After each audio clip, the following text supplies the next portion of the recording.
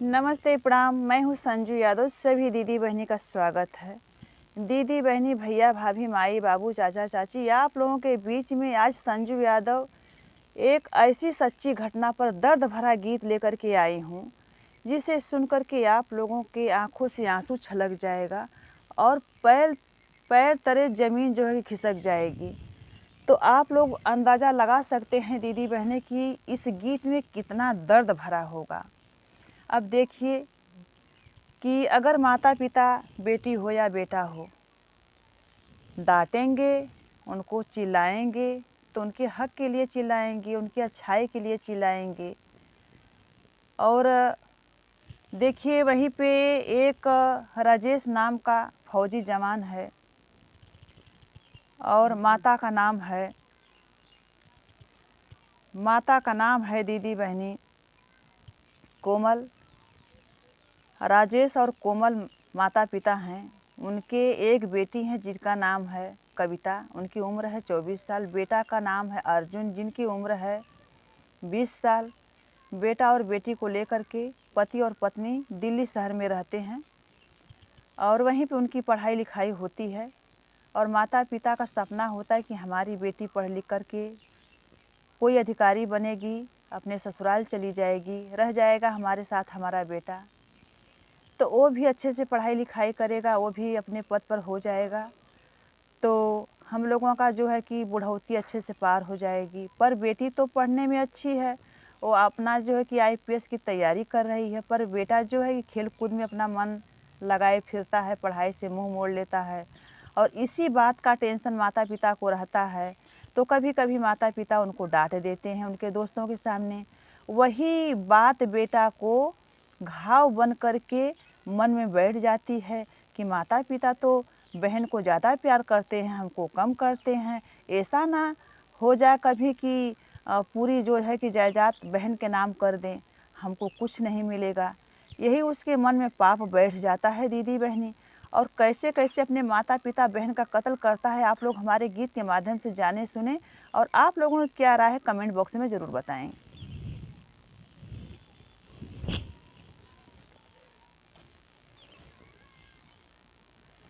दिल्ली सहरिया बाबू देवली बगाऊआ, दिल्ली सहरिया बाबू देवली बगाऊआ।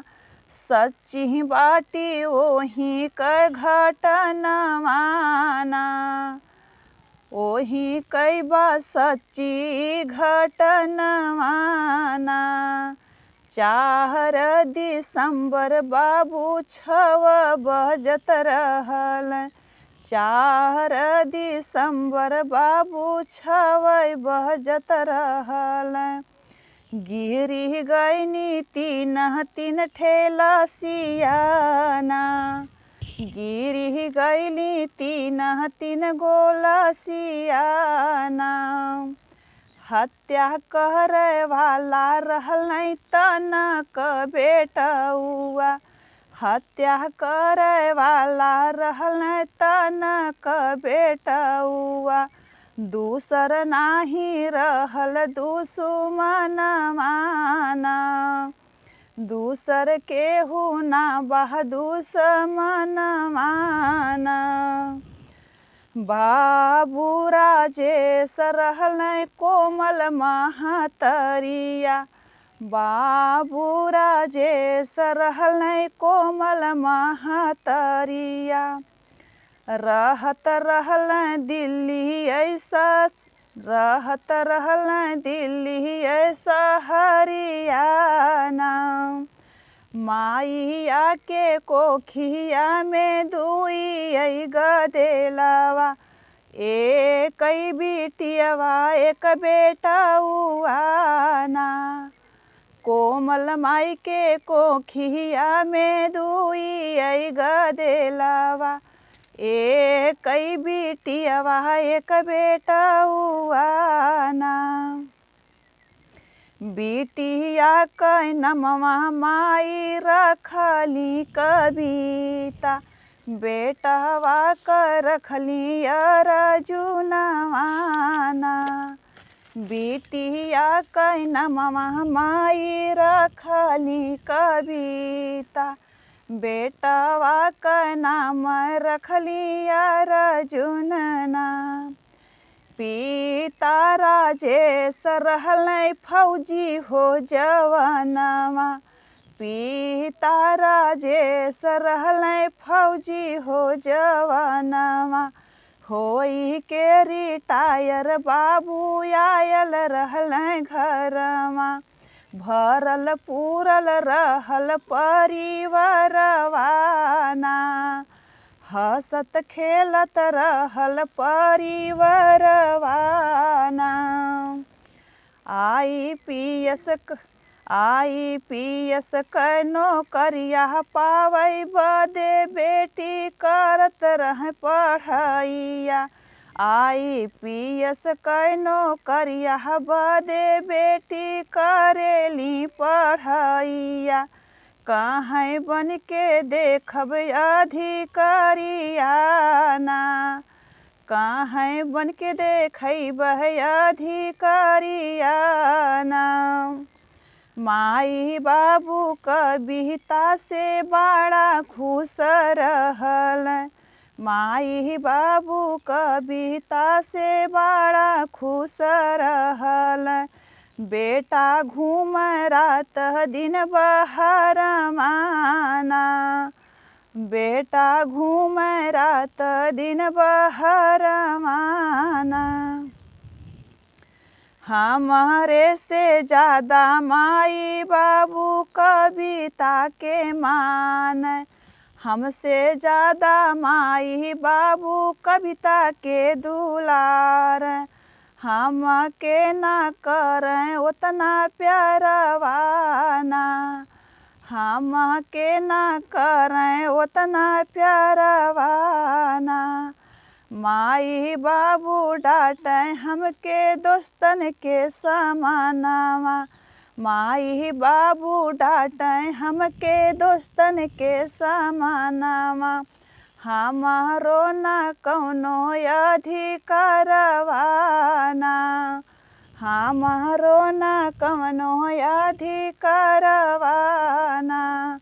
ई है बतिया अर्जुन अपने मन में बैठवल, कई देहलै मारै कै पलनवा ना, कई देहलै मारै कै पलनवा ना।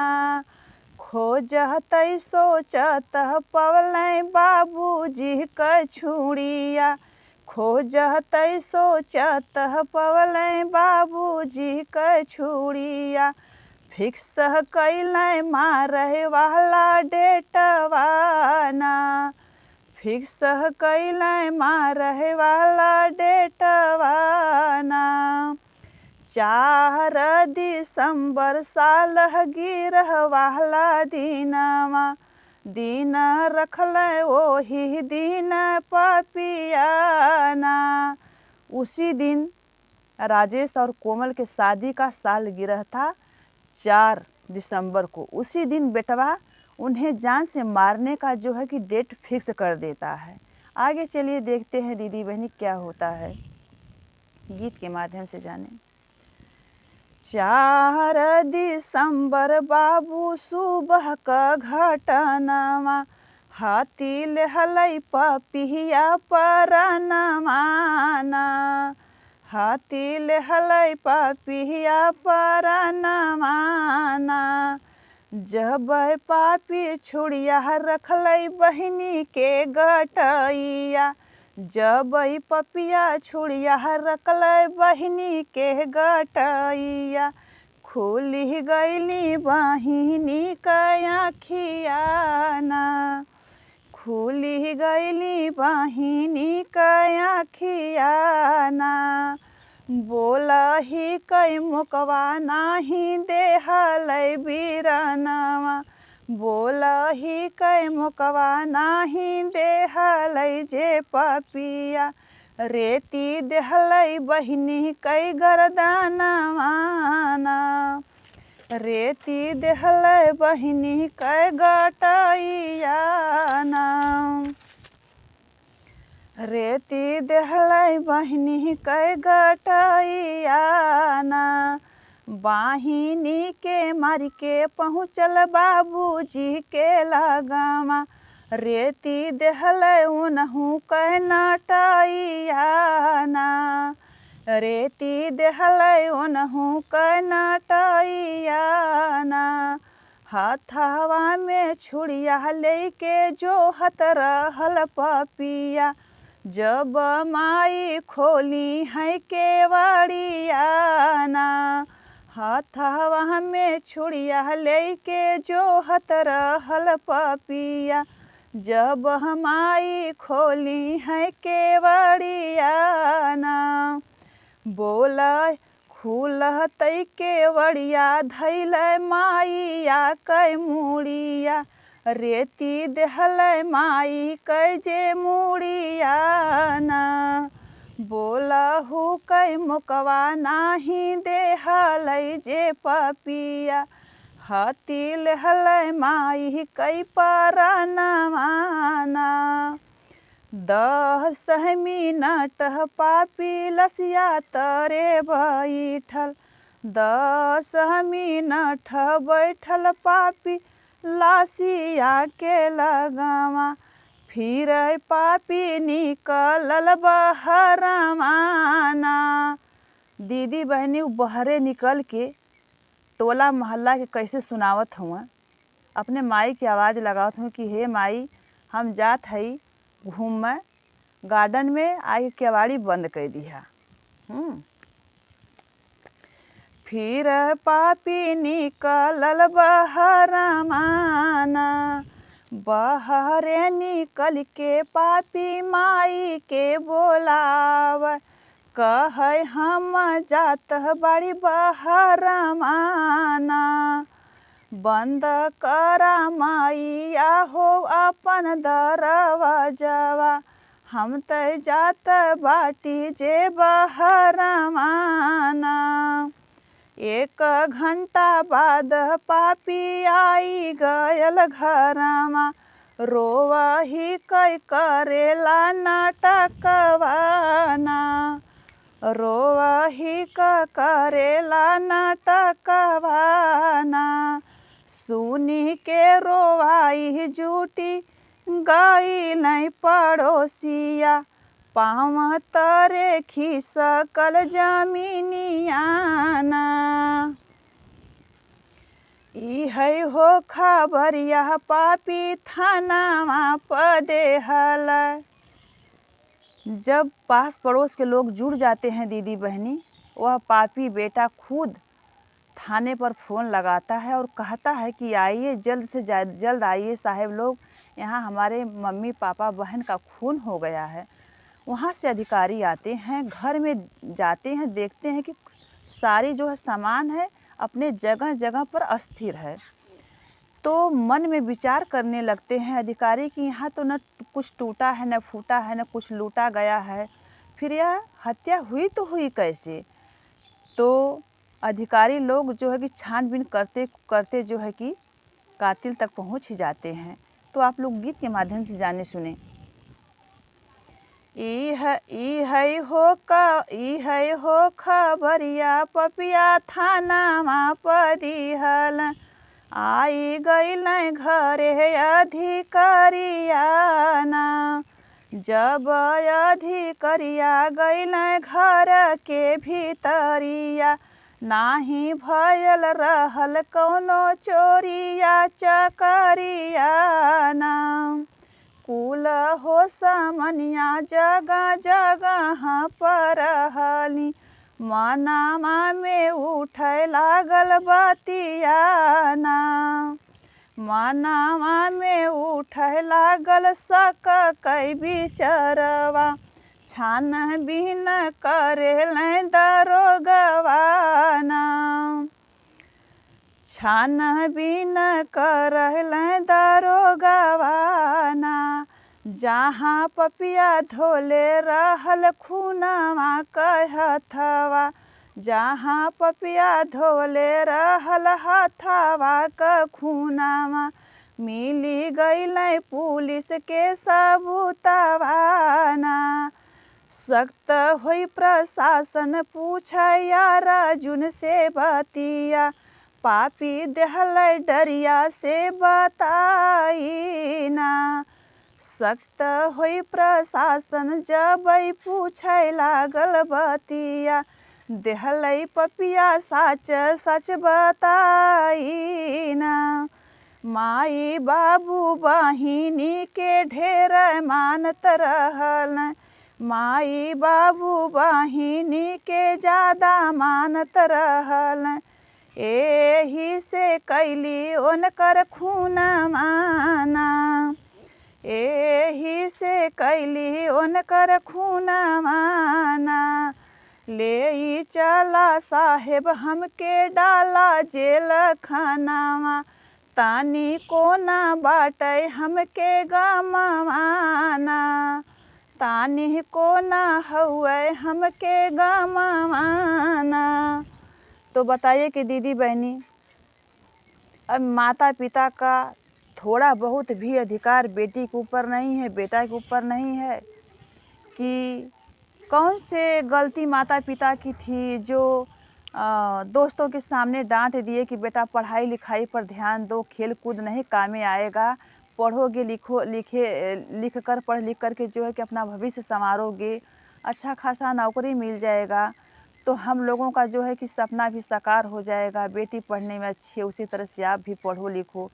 ये तो गलत बात नहीं थी, पर उस बेटा के अंदर कौन सी ऐसी बात बैठ गई थी कि उसको कैसे लग रहा था कि नहीं बहन को ज़्यादा प्यार कर रहे हैं, हमें कम कर रहे हैं।